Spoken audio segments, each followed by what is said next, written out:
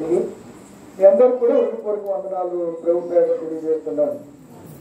వందనాలు చెప్తానే అందరికి వందనాలు. మంచిదండి, దేవుడు చూపుతున్నటువంటి కృప, అద్భుతమైనటువంటి ఆయన అనాది ప్రణాళిక. మనం దేవుడిని జ్ఞాపకం చేసుకున్న దేవుడిని స్తుతించకుండా మనము ఉండలేము. దేవుడు స్తుతించకుండా ఉండలేము. స్తుతించుట యథార్థవంతులకు స్తుతించటం. దావీదు దినానికి ఎన్ని మార్లు స్తుతించాడు? ఎక్కడ ఉంది బైబిల్లో? 7 మార్లు. బాగా చెప్పారు, వెరీ గుడ్, మిమ్మల్ని అభినందిస్తున్నాను. రెఫరెన్స్ చెప్పాలి ఇప్పుడు మీరు.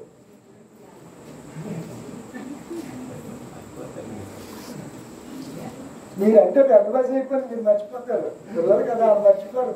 మర్చిపోతే రేపు పొద్దున్న ఫ్యూచర్ ఎలాగా? దేవుడి మాటలు మర్చిపోమని చెప్పాడా దేవుడు? ధ్యానించి హృదయంలో భద్రపరచుకోమన్నాడా? చెప్పండి. ఆ మాట అంతా ఎలాంటియో ఒక మాట చెప్పి ఎక్కడుందో రిఫరెన్స్ ఇస్తాం. చూడండి, సామెతల గ్రంథం దేవుడి మాటలు ఎలాంటివో. సామెతల గ్రంథము 4వ అధ్యాయం. సామెతల గ్రంథం 4వ అధ్యాయము తీసుకున్నారా?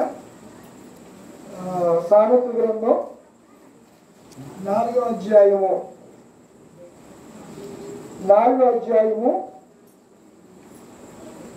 4వ వచనం నుంచి. ఆయన నాకు బోధించుచు నాతో ఇట్లా నిన్ను నా మాటలను నా ఆజ్ఞలు గైకుని నేనలా. మీకు అర్థమైందా? ఏం దాచుకోవాలంట? ఏం దాచుకోవాలి చెప్పండి? హృదయంని పట్టుదలతో ఆయన మాటల్ని పట్టుకొని నిమ్ము. తర్వాత ఆయన వాక్యాన్ని సంపాదించడానికి మన సంపాదన అంతా ఇచ్చి జ్ఞానమును లేకపోతే బుద్ధిని సంపాదించుకోవాలంట. 5వ వచనం ఏమన్నా? జ్ఞానము సంపాదించుకున్నాము, బుద్ధి సంపాదించుకున్నాము. 7వ వచనం జ్ఞానము సంపాదించుకున్నట్టే. ఈ వాక్యము ఎలాంటిదంటే 10వ వచనం అంటాడు, ఈ వాక్యం మన దగ్గర ఉంటే ఎలాంటిదంట చూడండి. 7వ వచనం 2వ సంపాదన నుంచి బుద్ధి సంపాదించుకున్నాడు కదా. ఆ జ్ఞానాన్ని వాక్యం కలిగి ఉంటాడట. జ్ఞానము దానిని గొప్ప చేసిన వాక్యాన్ని నువ్వు హెచ్చించి విని ఎడలా అది నిన్నేం చేస్తుంది? హెచ్చించును. దాన్ని కౌగులించుకునే వాక్యునికి ఏం చేస్తుంది? ఘనతను తెస్తుంది. ప్రకాశమైనటువంటి అది నీ తలకు అందమైన మాలిక కట్టును, ప్రకాశమైన కిరీటము అని చెప్తూ, నా కుమారుడు నువ్వు ఆలకించి నా మాట అంగీకరించిన ఎడలా నువ్వేమవుతావు? ఇంకా మనకు ఆరోగ్యం గురించి ఒక మాట మీకు జ్ఞాపకం చేస్తాను. 22వ వచనంలోకి వెళ్ళిపోదాం. 4:22.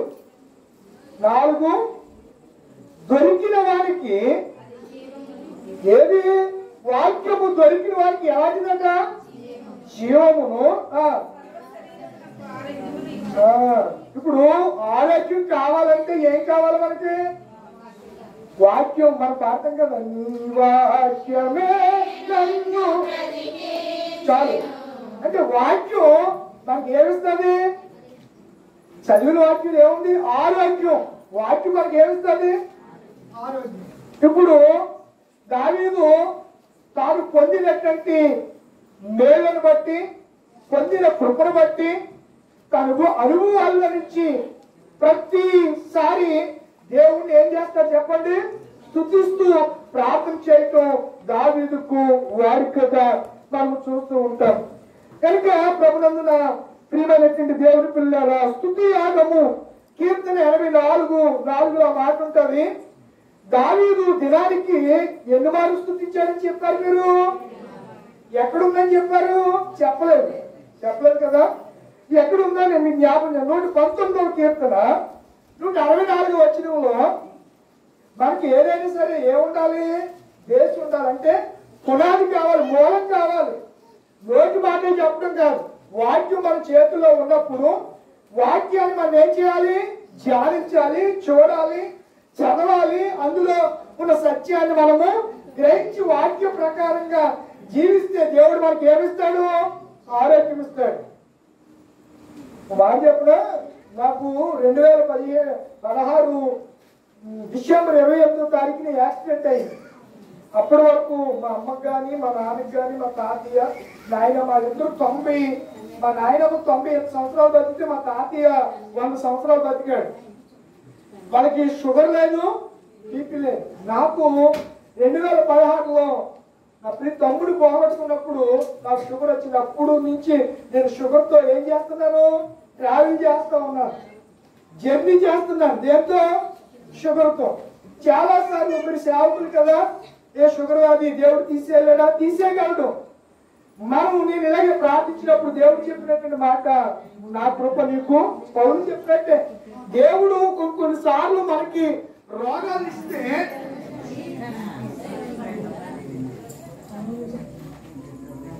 యెహోవా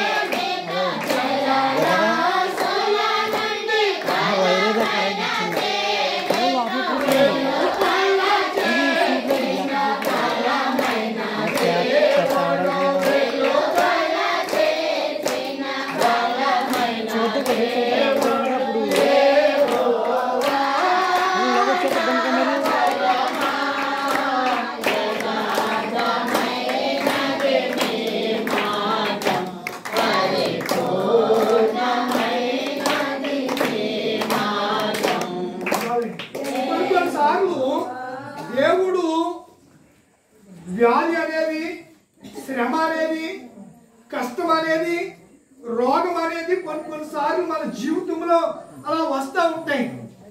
వ్యాధిని బట్టి మనం ఏం చేయాలి? ప్రభుని స్తుతించాలి.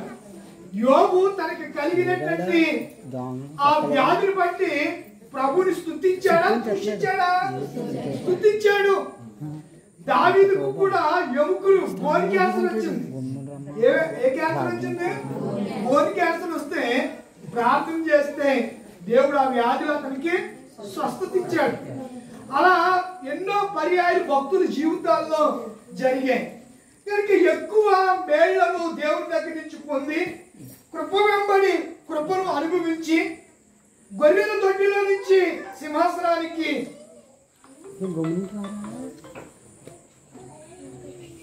ప్రార్థనలో ఉన్న తర్వాత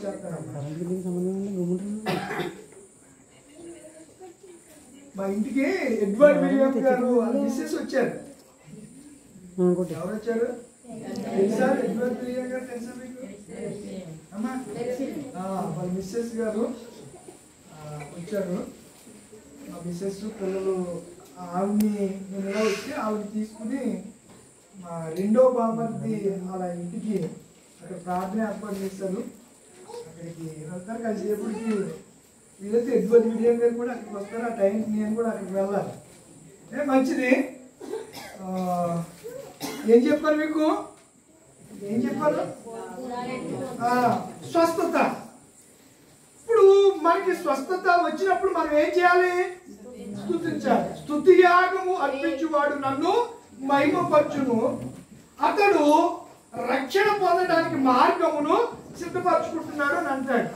ఇప్పుడు దావీదు దినానికి ఎన్ని మార్లు దేవుని స్తుతించాడని చెప్పారు? చదవండి ఒకసారి బైబిల్లో. దినమునకు దినానికి ఎందుకు అంటాడు? 24 గంటలు. ఈ దినానికి 24 గంటల్లో దావీదంట ఏం చేసేవాడంట? 7 మార్లు. చూడండి అనుభవం.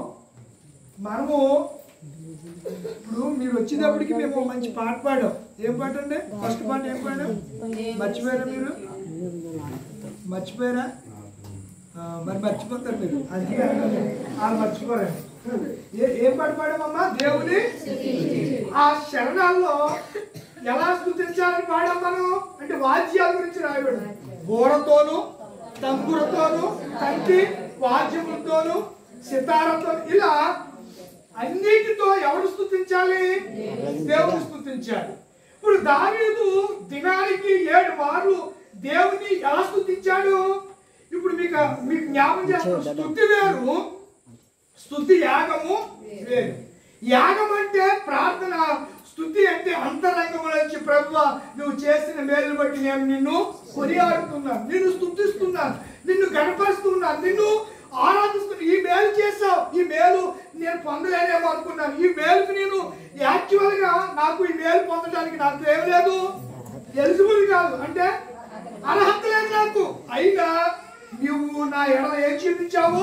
కృప చూపించావు అని చెప్పి దేవుని సన్నిధికి వెళ్ళి దినానికి 24 గంటల్లో 7 మార్లు వెళ్ళి ఏం చేసేవాడట? చెప్పండి రా. దేవుని స్తుతించేవాడట. మరి ఎన్ని మార్లు ప్రార్థన చేసేవాడు? ఎక్కడుంది అది కూడా చెప్పాలి. ఎన్ని మార్లు ప్రార్థన చేసేవాడు? 3 మార్లు కరెక్ట్ గానే చెప్పారు. రెఫరెన్స్ చెప్పాలి. రెఫరెన్స్ 3 మార్లు ప్రార్థించినట్టుగా బైబిల్లో రాయబడి ఉంటారు. కీర్తన 55:17 దేవుడు నామ స్తోత్రం కలుగు గాక. హల్లెలూయా. చెప్పరేమన్నా తినేలా చేసినట్టున్నారు. ప్రార్థన లేట్కి పెట్టాం కదా, ఎప్పుడు 7కి స్టార్ట్ అయ్యింది, 8కి స్టార్ట్ అయింది. అప్పుడు 8:30 ఇప్పుడు మాట చెప్తుంది. 55:17 చదవండి. వాక్యం అండి, వాక్యం.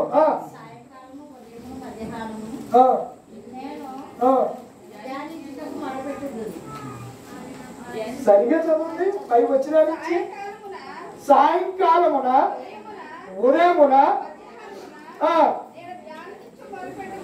మొర్ర పెట్టుకుందునంటే ప్రార్థన చేతును. చాలమ్మా. ఆయన నా ప్రార్థన ఎప్పుడెప్పుడు చేసేవాడంట? ఆయన ఏం చేసేవాడు? స్తుతించేవాడు. దినానికి ఎన్నిసార్లు ప్రార్థించేవాడు? 3 సార్లు. దానియాలు కూడా భయంకరమైనటువంటి శోధన ఉంది, శ్రమ ఉంది. అగ్నిలో వేస్తారు. ఆ ప్రతిమకు మొక్కపోతే ఏం చేస్తారు చెప్పండి? చంపేస్తారు రాజు. అలా తెలిసింది కూడా దినానికి 3 మార్లు ఏం చేసేవాడు? ప్రార్థన చేసేవాడు. ఎవరు అంటే శ్రమలలో మనం ఏం చేయాలి? మొరపెట్టాలి. నీవు నాకు మొరపెట్టము, కూర్చోండి, నేను నీకు ఉత్తరం ఇచ్చాను. మనము దేవునికి శ్రమల్లో మొరపెట్టడం సాధ్యపడే పనా? చెప్పరేంటలా? సాధ్యపడే పనే. కానీ మనం మాత్రం ఎవరు సలహాలకు వెళ్తాం, ఎవరిని ఆశ్రయిస్తాం. ఇప్పుడు ఏదో కష్టం వచ్చింది, దెయ్యం పట్టింది, ఎవరో అమ్మొచ్చి అంటది వెళ్ళి తాడు తెచ్చుకోమంటారు. తెచ్చేసేకి ఎక్కువ దెయ్యాలు వచ్చేస్తాయి ఆ దగ్గరికి. ఆ తాడు కడతారు. మేము వచ్చి ప్రార్థన చేస్తే మాత్రం ఆ తాడేమో కనపడెవరు. ప్రభు చెప్పినా సరే కొన్నిసార్లు దేవుడి మాటకి ఏం చేయం మనం? మెడవంచని జనం. ఏ జనం? మెడవంచని జనం. బైబిల్లో ఉందా మాట. దేవుడి కార్యాలు ఇశ్రాయేలు ప్రజలు అద్భుతాలు చూశారు, ఆశ్చర్యకార్యాలు చూశారు, సూచక్రియలు చేశాడు, మహత్కార్యాలు జరిగించాడు. అయినా ఆ మేలన్నీ కూడా వాళ్ళు ఏం చేసేవారు? మర్చిపోయేవారు. వెంటనే మర్చిపోయేవారట. మన్నా తినేవారు, మాకు కూడు లేదనేవారు. మాంసం తినేవారు, మాకు మాంసం కావాలనేవారు. నీళ్లు పుష్కలంగా బండ నుంచి నీళ్ళు ఇస్తే నీళ్లు తాగేవారు, మాకు ఇంకా దాహం అయిపోతుంది అంటూ ఉండేవారు. అందుకే దావీదు ఇవన్నీ ఎరిగిన చక్రవర్తి అంటాడు, నా ప్రాణమా యెహోవాను 103వ కీర్తనలో అమూల్యమైనటువంటి మాటలు అక్కడ ఆయన వ్రాసాడు. నా ప్రాణమా యెహోవాను స్తుతించు, నా అంతరంగమున సమస్తమా ఆయన పరిశుద్ధ నామమును.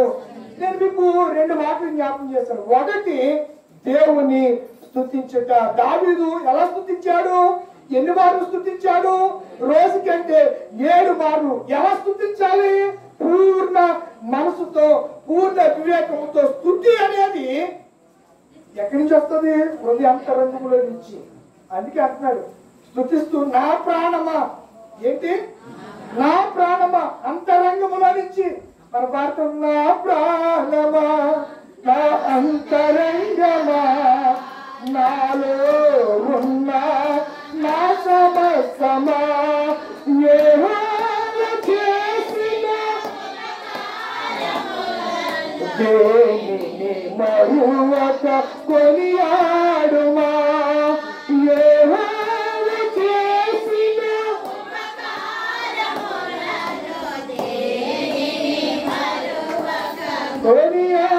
మన ప్రాణముతో దేవుడు చేసిన మేలును బట్టి మొదటిగా మనం చేయవలసింది ఏం చెప్పండి? దేవుణ్ణి స్తుతించాలి. స్తుతి నీ స్థితిని, గతిని మార్చేస్తుంది అంతే. చాలా మందికి దేవుని స్తుతించడం చేత కాదు. దేవుని ఎలా స్తుతించాలో కూడా అర్థం కాదు. కేకలు గొప్పలు పెట్టడం స్తుతి, ఆ స్తుతి వింటారని చాలా మంది నేటి దినాల్లో భ్రమపడుతున్నారు.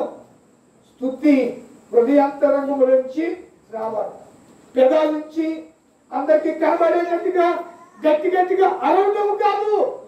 దేవుని హృదయపూర్వకంగా ఏం చేయాలి? స్తుతించాలి. దావీదు ఏం చేసేవారట? 7 మార్లు దేవుని సన్నిధిలోనికి వెళ్ళి స్తుతిస్తే 3 పర్యాయాలు ఎక్కడికి వెళ్ళేవాడు? ప్రార్థన చేసేవారట. ఉదయము, మధ్యాహ్నము, సాయంత్రం. మనం ఎన్నిసార్లు చేస్తామంటే ప్రార్థన? చెప్పాలి. మోసేసా మనం ఎన్నిసార్లు ప్రార్థన చేద్దాం? 2 సార్లు కూడా ఎక్కువే. 2 సార్లు కూడా చేయలేని దుస్థితులకి క్రైస్తవ సమాజం వెళ్ళిపోయింది. దేవుడు ఎన్ని మేలు చూస్తున్నాడు, ఎన్ని ఉపకారాలు చేస్తున్నాడు. ఎన్నో చెప్పాను కదా, 2010 షుగర్ వస్తే దేవుడు నాకు అసలు ఎప్పుడు కూడా అది అంత పీక్ వెళ్ళదు, అంత డౌన్ అవ్వదు, అలా ఉంటాడు అంతే.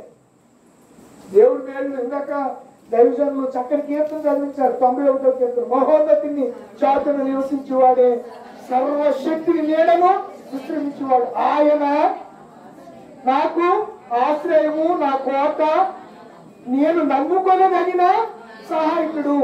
ఆపత్కాలంలో నేను ఆయనకి ఏం పెడతాను? అతడు నన్ను విడిపించి గొప్ప చేస్తాడు. దీర్ఘాయువు చేత నన్ను తృప్తిపరుస్తాడు. నా రక్షణ అతనికి చూపిస్తాను. శ్రమలా నేను అతనికి. అసలు ఆ కీర్తన చదువుతుంటేనే ఒళ్ళు పులకరించిపోతూ ఉంటారు. ఎంత అద్భుతమైనటువంటి కీర్తనకారుడు. దేవుని స్తుతించడం అనేది మనం చూస్తూ ఉన్నాం. కనుక నా ప్రియమైనటువంటి దైవ జనాంగంలో దేవుని ప్రజలారా, ఈ ప్రత్యేక రాత్రి ఏం పేరు? సత్యప్రేమ. సత్యప్రేమనా? ఎప్పుడో యాక్సిడెంట్ అయిపోయిందంట, అయ్యింది. అయితే ఇప్పుడు మన మోజెస్ గారి గురించి అది కూడా గుర్తొచ్చింది. డబల్ ధమాక్ అంటారు అనమాట. దీపావళి ఆఫర్లో డబల్ ధమాక్ అంటారు. ఇప్పుడు విన్నారా? ఒకటి కొంటే డిమార్ట్కి వాటికి వెళ్తారండి. విజయవాడకి లేకపోతే రిలయన్స్కి వెళ్తారా? ఒకటి కొంటే మీరు ఆ ఓడ ప్రియ చూస్తున్నారంటే అక్కడ దాని వెనకాల ఎంత బాగుంటుందో తెలియదు మీకు. ఒకటికంటే ఒకటి ప్రియ అనుకుంటున్నారు కానీ దాని కింద ఎంత బాగుంటుంది. మీరు ఎక్స్పైర్ డేట్ చూడరు.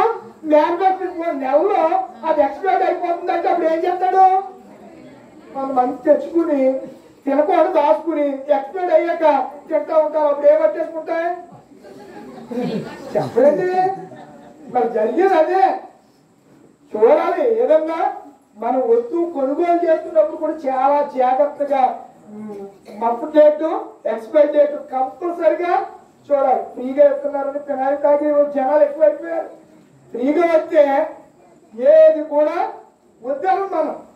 అది సంఘం కానివ్వండి, సమాజం కానివ్వండి, ఎక్కడైనా సరే విజ్ఞత లేనటువంటి వారిగా మనం ఉంటున్నాం చాలాసార్లు. కానీ క్రైస్తవులము దేవుని స్తుతించి, దేవుడి ఆరాధికులము, దేవుడు చేసిన మేలుని బట్టి దేవుని స్తుతించే మనకు ఏముండాలి?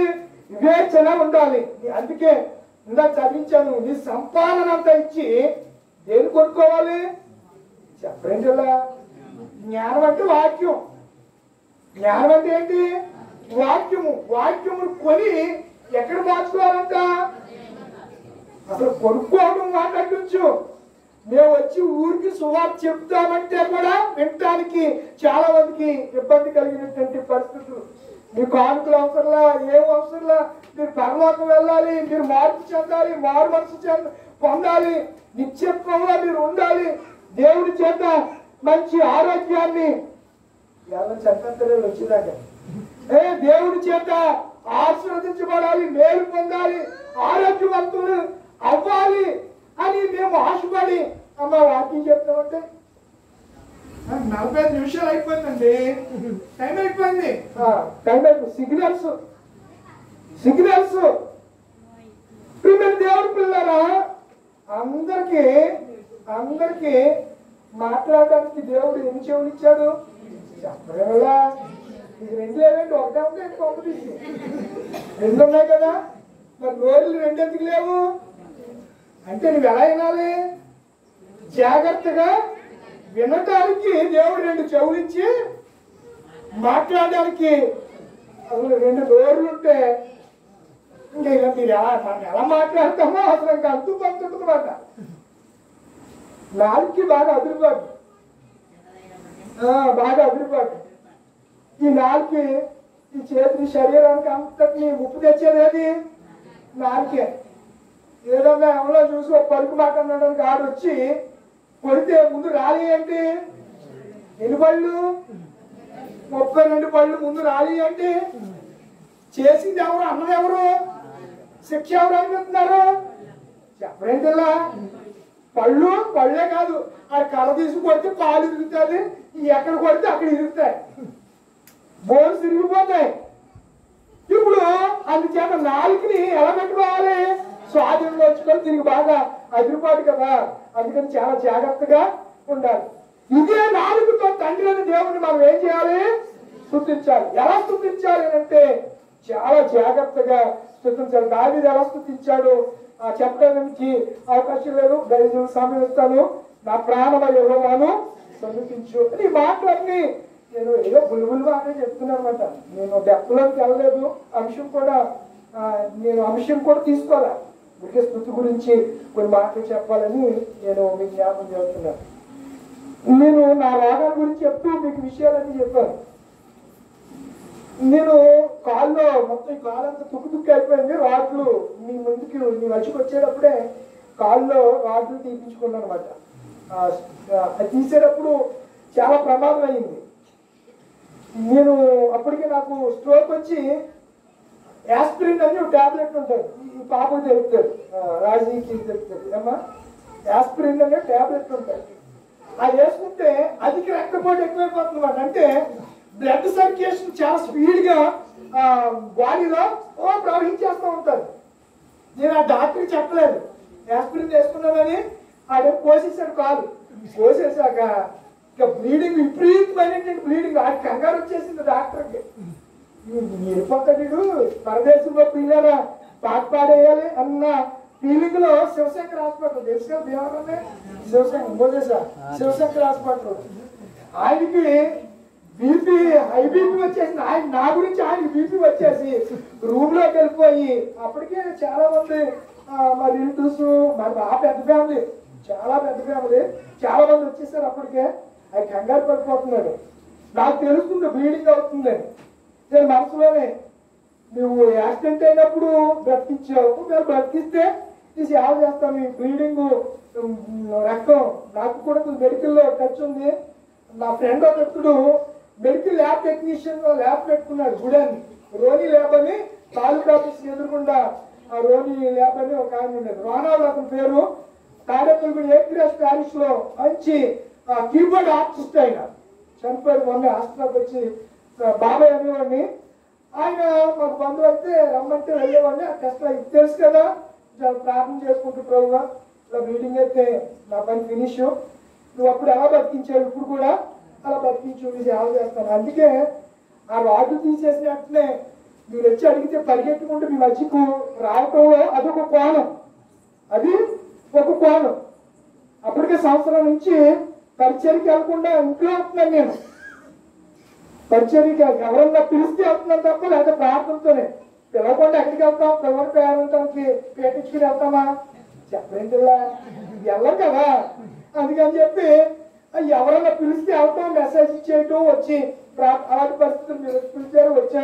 ఎందుకు ఈ విషయాలు చెప్తున్నారంటే, మనం ఏదైనటువంటి మన జీవితంలో అది వ్యాధి కానివ్వండి, మరణము దగ్గరగా మన కానివ్వండి, ఒక యాక్సిడెంట్ కానివ్వండి, ఒక రోగం కానివ్వండి, ఏదైనా మనకు వచ్చినప్పుడు మనం ఎవరికి మొరపెట్టాలి? ప్రభువుకు మొరపెట్టాలి. ఎవరు స్తుతించాలి? ప్రభువునే స్తుతించాలి. మరి ఎవరిని? చాలా మంది అక్కడికి వెళ్తారు. అలా వెళ్ళటం దేవుడు అసాధ్యమైంది ఏది లేదు. ఏమైనా చేయగలవు, కథ మొత్తం మార్చగలవు, నీ నామముకే మహిమంతా. ఎంట్లరా మీరు ఎండ్రలే మీరు ముగిస్తున్నారు. ఏమైనా చేయగలవు, కథ మొత్తం మార్చగలవు, నీ నామముకే మహిమంతా తెచ్చుకుందు. ఏమైనా చేయగలవు, కథ మొత్తం మార్చగలవు, నీ నామముకే మహిమంతా తెచ్చుకుందు. స్థిరపరచువాడవు, బలపరచువాడవు, పడిపోయిన చోటే నిలబెట్టువాడవు, ఘనపరచువాడవు, హెచ్చించువాడవు, మా పక్షముగా నిలచి జయమిచ్చువాడవు. ఆయన ఏమైనా చేయగలడు. మన స్థితిని, మన కథని, మన రాతను మార్చేవాడు. చాలా మంది అంటారు తలరాత నుండి ఈ దీనిని మార్చగలిగిన వాడు ఒక ఆయన ఉన్నాడు. ఎవరైనా? మోజెస్. ఎవరు? మన ప్రభు అయినా మోజెస్ కాదు, యేసు. ఎవరు? యేసు. మన రాతను మార్చగలిగిన వాడు, మన స్థితిని, గతిని మార్చగలిగి గమ్యానికి తీర్చికెళ్ళగలిగిన వాడు ఒక ఆయన ఉన్నాడు. ఆయనే ప్రభు అయిన యేసు. ఆయన ఏం చేయాలి? ప్రాణాత్మలతో దేవుని స్తుతించాలి. స్తుతిస్తారా? మరి సోదరుడు ఆయన బాగున్నప్పుడు వాళ్ళ అమ్మగారు నాకు ఫోన్ చేశారు. ఫోన్ చేసి మా అబ్బాయికి బాగోలేదని దుఃఖపడుతుంది. సరేనమ్మా నేను వెళ్తానని చెప్పి వెళ్ళాను. వెళ్ళేటప్పటికి ఐసీలు బాగానే ఉన్నాడు. ఆయన బాగానే ఉన్నాడు. ప్రార్థన చేసి వచ్చారు. ఆ తర్వాత మీరు అందరూ కూడా చాలా మంది, అందులో సెక్రటరీ గారు కదా, రాకపోతే మనకి పొద్దున్న ఏమంటాడని మొత్తం అందరూ వచ్చేసి ఉంటారు. ఊరు రేపు ఏమన్నా వస్తే అనుకో మీరు ఎవరు రాలేదని అంటాడేమని. మీరు వెళ్ళలేదు. మీరు అయ్యంటారంటే వెళ్ళిపోతారండి మీరు. మళ్ళీ మేము తీసుకెళ్ళాలంటే మళ్ళీ మీకు ఒక అసిస్టెంట్ ఉండాలి, ఒక మోటార్ సైకిల్ ఉండాలి, లేకపోతే ఆటో ఉండాలి, కారు ఉండాలి. మీరు వెళ్ళిపోతాడంటే మరి ఎక్కడికి వెళ్ళిపోతాడు ఏంటి? మంచిదే, వెళ్ళి చూడాలని ఆశ ఉండదు, మంచిదే. అంటే ఇంకా పెద్ద వయసు అవుతుంది కదా, మేము మీ స్థాయికి వచ్చేస్తాం ఒకప్పుడు. కనుక ఎందుకు విషయం చెప్తున్నానంటే, అలాంటి పరిస్థితుల నుంచి దేవుడు ఏం చేశాడు? దేవుడిస్తాడు, స్వస్థనిచ్చాడు, అద్భుతమైన హీలింగ్, స్వస్థపరచు యెహోవాను ఆయనే చేశాడు. నమ్మాలి, విశ్వసించాలి. విశ్వసించినట్టు మనము భయభక్తులు కలిగి దేవుని స్తుతించాలి. అలాగే సత్య ప్రేమ. ఆయన కూడా యాక్సిడెంట్ నాకు తెలియదు. మీరు అనేదాకా ఆవిడ యాక్సిడెంట్ అయింది. నేను అందుకే అంటాను, సంఘంలో ఎవరికన్నా ఏదైనా ఇన్సిడెంట్ జరిగినప్పుడు, ఏదైనా ఇబ్బంది కలిగినప్పుడు, రోగ పీడితులుగా ఉన్నప్పుడు, ఆర్థిక సమస్యలు కానీ ఏదైనా ఉన్నప్పుడు, దైవ సేవకులకి, పాస్టర్ గారికి కానీ మాకు కానీ చెప్పి ప్రార్థన చేయించుకోవడం అంటే మేము చేస్తే మీకు విడుదల వచ్చేస్తుందని కాదు. ఏమన్నాడు? మీరు ఒకరి కొరకు ఒకడు ప్రార్థన అందుకు. దానికోసం మీరు ఏం చేయాలి? మేము ప్రార్థన చేస్తే మీరు కూడా మాతో ఏం చేస్తారు కదా. మీరు ఒక్కరు చేయాలంటే చేయరు. మేము చేసేటప్పుడు మీరేం చేస్తారు? ఏం చూపిస్తారు? ఆమెన్ అంటారు. ఆమెన్ అంటే అందరం చేసినట్టే. ఆమెనంటే అవును, ఆ ప్రార్థనతో మీరు కూడా ఏకులు. కనుక నా ప్రియమైన దేవుడు పిల్లలు, సత్య ప్రేమకి కూడా దేవుడు మార్గమంతట్లో కాపాడి యాక్సిడెంట్ నుంచి దేవుడు కాపాడాడు, స్వస్థతనిచ్చాడు. ఇరువురు బిడ్డలు బట్టి ఈ రాత్రి మరి వారి తండ్రి గారు నేతండ్రి గారు వారి తల్లి గారు శాంతం గారు ఇలా పెద్ద ఫ్యామిలీ ఓ విషయం చెప్తేనే ముగుతున్నానే ఆయనకు చుట్టాలని ఒక ఆమె చెప్పాను నేను చెప్తే ఇంతమంది అయ్యి బాబోయ్ అయ్యగారు అంతమంది ఆడపిల్లలు మా పిల్లలు అలా బతకలుపుతారా అని ఇంకా అప్పుడు చుట్టాలని చూస్తే నాకు భయం ఇలా ఇంతమంది ఉన్నారు అని మరి చెప్పాలి కదా రేపు పొద్దున్న ఒక్కడే కొడుకు అన్నాను అనుకోండి రేపు పొద్దున్న మీరు అందరూ వచ్చారు ఏంటి అయ్యారు మీరు ఒక్కడే కొడుకు అన్నారు నా కూతురు వాళ్ళందరూ వచ్చి ఇంటి మీద పడుతుంటే వండులేక చెప్పరేంటి నా కూతురు పక్క చిక్కుపోతుంది నడుపు పోటు వచ్చేస్తుంది మంచి పని చేశారంటే నన్ను రోజు నన్ను తిడతా ఉంటారు నేను అందుకని చెప్తే అయ్యి బాబాయ్ ఆ వద్దండి బాబా నా కూతురు ఇప్పుడు ఎలా అయిపోయారంటే ఒక్కడే కొడుకు ఉండాలి అత్తగారు మాంగారు ఉండకూడదు నిజమే అత్తగారు మాంగారు మనం చూడాలి కదా అత్తగారు మాంగారు అలా తయారయ్యారు కానీ క్రైస్తవులేదు మనం అలా ఉండడానికి వీల్లేదు మన పిల్లలకి మనం అది నేర్పకూడదు మనం చక్కగా దేవుని భయభక్తులు అందరూ మన అన్ని ఉమ్మడి కుటుంబాలుగా ఉండాలి ఒకే కుటుంబం క్రీస్తులను మనం అందరిదే ఒకే కుటుంబం ఆ కుటుంబమే క్రీస్తులు కేంద్రీకరమైన కుటుంబం ఆ కుటుంబానికి యజమాని ఎవడు యేసయ్యే కనుక యేసయ్యకి చెందిన వారు మనం కనుక మనం అందరం కూడా ఎలా ఉండాలి ఐక్యతతో ప్రేమతో మీరు ఉండాలని తెలియజేస్తూ కూడికి ఏర్పాటు చేసిన కుటుంబానికి స్వస్థత పొందినటువంటి ఇరువురు బిడ్డలకి గురువచ్చిన మీ అందరికీ అధ్యక్షత వహించి మన మధ్యలో ఉన్నటువంటి దైవజనులు మాస్టర్ గారికి ఎంత ప్రకాశం గారు సుప్రకాశం పెట్టారు మీ మనవాడికి ఏకంగా నీ పేరెట్టి నీ పేరెట్టితే వదులుకోరు అసలు మరి సుప్రకాశం ఏంటి జ్ఞాన ప్రకాశాన్ని పెట్టేవలసింది ఆయనకి మంచి పని చేశారు ఆయనకి అందరికి కూడా మరొకసారి వందనాలు తెలియజేస్తున్నా కొంచెం ఫోన్ అవుతుంది ఆయన అన్న ఉంటారు వారు నడిపిస్తారు మరొకసారి దైవజనులు కూడా మా హృదయపూర్వక వందనాలు తెలియజేస్తూ ఉన్నాం మంచిది పిల్లగా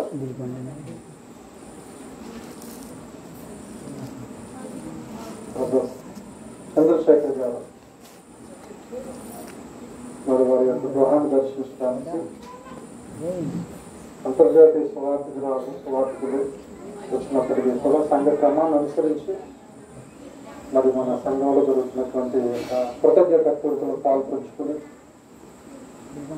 చక్కని ఆత్మీయమైనటువంటి సందేశాన్ని అందించారు స్వాహగా అంటే దేవుని యొక్క వాక్యంతో పాటుగా సాక్ష్యాన్ని కూడా వారు వివరిస్తూ చక్కగా నడిపించారు.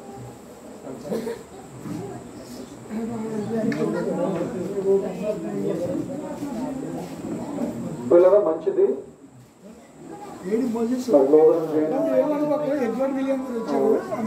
అనుభవం చక్కని రీతిలో వారు ఉద్యోగంగా సంఘాన్ని నడిపిస్తున్నారు.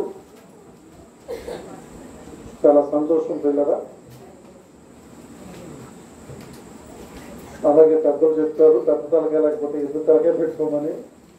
అంత అవసరం లేకుండా మనకు జ్ఞాన ప్రకాష్ గారు ఉన్నారు.